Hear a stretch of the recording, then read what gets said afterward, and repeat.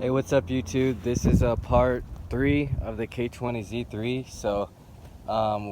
Today we're actually gonna disassemble the head. I'm gonna show you how to take apart a true iVTEC head the correct way, because if you don't, you can have a lot of springs and pins popping out on you, and not knowing where they go can make a mess. So let me start off by taking the valve cover. It's not even on. I just put it on there to make sure there's no dust and stuff getting inside. So the right way, what I mean by that is actually using like some either rubber bands, or I got zip ties right here. So basically, well, I still got to take off these tower caps. So I'm gonna unbolt these. These are all 12s. We have 4, 8, 12, 16, 20 of them. This one's actually missing a bolt. There's supposed to be a bolt right here. I don't know if that messes with oil pressure, but we're definitely gonna put that back on. So yeah, right now we're gonna take off all these bolts, and we'll take the side cover off as well, which is already ready. Basically, it's not on there. And just start getting to the main head bolts. That's basically what we got to do. Is the bolts are, can't really see them, but they're behind there. So in order to get to them, you have to take the tower caps off. So we'll take all these off, take the side chain off, the tensioner, and then we'll go from there. Alright, so got all my caps loose and everything. So sometimes these things won't pop up that easy, but what you want to do is kind of just like rock them back and forth until they come all the way up. These are all numbered as well, so make sure, like this one's number 5, 4, 3, 2, 1. So you want to make sure you put them in the exact same order. So start popping these things off.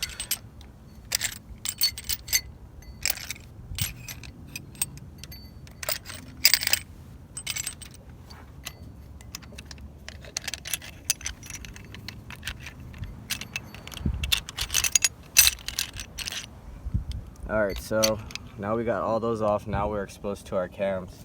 Put these away real fast.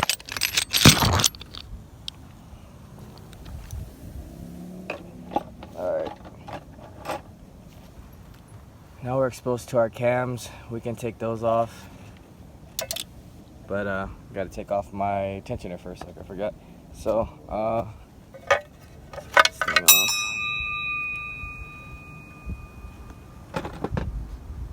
Alright, so basically when doing a tensioner, it's just 2 bolts right here, and just pop those off and the chain should come right off. So I'm gonna go ahead and knock that out real quick. And also I'm gonna take off this exhaust manifold because I won't be needing it. It's just extra weight holding me down anyway, so I'm gonna knock that out as well. There are 14, there's 5 of them. 1, 2, 3, 4, 5, yeah, so 14 bolts. And then you have another 14 at the bottom that's holding it to the block, and those should come off as well. So I'm gonna go ahead and knock that out. Alright, so the tensioner is taking apart 2 10mm bolts. I got the cams out. So now this is the part where I wanted to prepare you where the zip ties come in, because this is the part where the pins start popping out. So let me show you exactly what I'm talking about. This right here, see that pin, how it popped out right there? That basically has all the pressure from a spring that's inside of here. So what happens is, like, when you start lifting these all up, they start popping off everywhere. So what I like to do is put a zip tie under it, and just to assure when we lift all these up, because they're gonna fling down, that none of the pins are popping out or anything, especially if I'm in the dirt. So I don't want to risk that, but this is the proper way of doing it. You can use rubber bands as well, or anything you can do to keep these together so you won't have any problems with the pins popping out. I mean, basically after this, the head's pretty easy to take apart, but let's go ahead and get to that. I'm gonna go ahead and knock these out. There's 8 of them, so like I said, you just want to make sure you keep them all together. It'll make the assembly way easier when I'm putting the head back on. So I'm gonna go ahead and knock this out now. Alright, so as you can see, I got that off. This is, like I said, this is the one way you can do it, where you can tie it from the back. I think this way is a little bit more efficiency. It was more easier to get to and then going around in the back. So I would say do this method. It keeps them in regardless, like I said. So when we do put it back in, it just lays right back down flat, and then we can just cut those off. So that's basically how you do your roller rocker assembly. Hopefully you guys get it all, keep it all assembled, because it is hard to put back together. I'll probably do a video of how to actually, if you did lose your roller rocker or they're out of place, I guess I can kind of do it now. So basically, the one that I showed you, this one has a spring. This one with this one is just a straight stud, and then this one's a straight stud.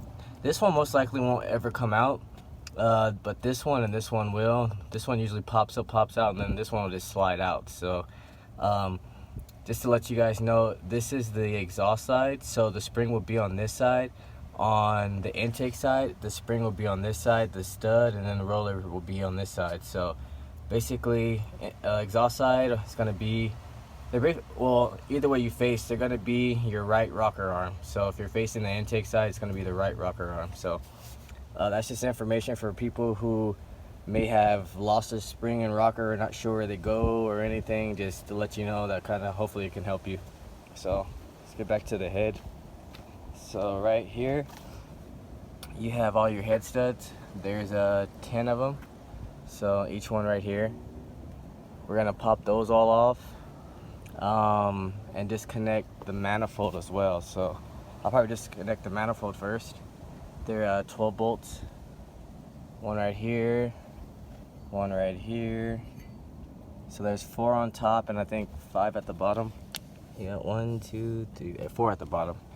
So I'll go ahead and take those off, take the manifold, and then we'll basically get ready to take the head off so we can expose the block pistons and see how good they look. So I'm gonna go ahead and knock those out. All right, so got my head studs on loose end. These are 14 millimeters, 12 sided. So that's why they see so many grooves. So I'm gonna take those off, or take those out. And then on the side, I just took off the complete side because it is connected to one of them on the head. I'm probably just gonna leave this on here. And so let me start taking off these bolts. So yeah, once the bolts are out, all you basically have to do is lift the head, pry the head with something.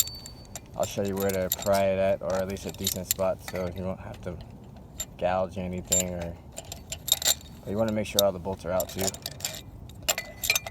because it makes it a lot easier when you're taking the head off, because sometimes the bolts like to get kind of like lines in there.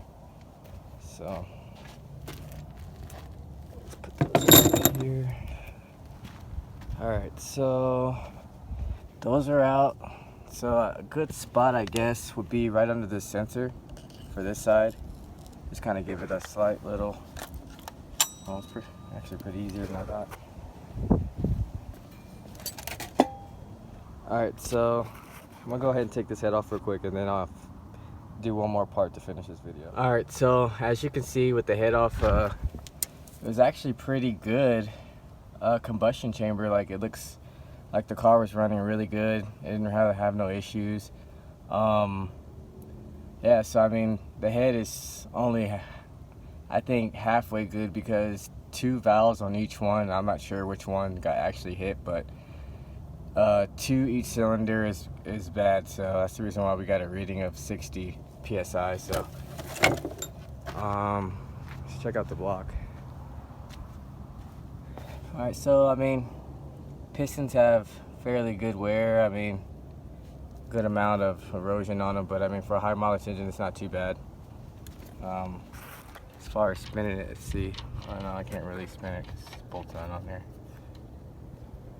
Yeah, so yeah, everything looks good. I mean, I'm just gonna basically clean all this up, take the other head off, and then that'll be part 4 for this video. Just to let you guys know, also, when I took the intake manifold off, it's gonna be a 12 right here and a 10 right here to come off the head.